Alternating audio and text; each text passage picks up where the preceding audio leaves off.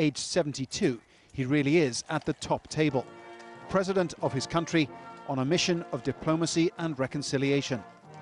This is a state visit with all the ceremony that goes with it. Even a private lunch at the royal residence of Windsor Castle requires the suitable protocol to be observed. But the president is not just here for small talk. He has big issues to address. The Republic is a country of 4.5 million people. It buys more from the United Kingdom than the British managed to sell to India, China and Brazil. So a country of 4.5 million people is more important to this place than 1.5 billion people around the world. But the legacy of the period known as the Troubles still haunts British and Irish relations.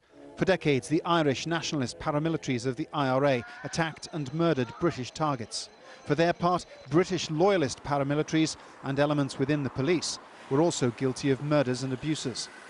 In the 1970s, one of the IRA commanders was a young Martin McGuinness. 2 years ago, in an historic encounter, now as Deputy First Minister of Northern Ireland, McGuinness and the Queen shook hands. The two will meet again during this state visit. To receive the President of Ireland and the Deputy First Minister, Martin McGuinness, who himself was in the IRA, is a mark of just how far we've come.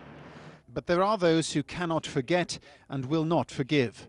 If McGuinness is going to be here today, let's have some balance. Let somebody from the victims and survivors, let somebody who's lost somebody, a relative, be at that table as well. The modern relationship between Britain and the Republic of Ireland is no longer about bombs and guns. It's more about economic prospects than historic grievances.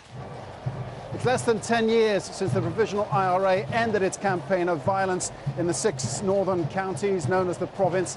But the message from this 4-day visit is that the ties that bind these two countries closer together are much stronger than the forces which would push them apart. Paul Brennan, Al Jazeera, Windsor. Have you ever wanted to earn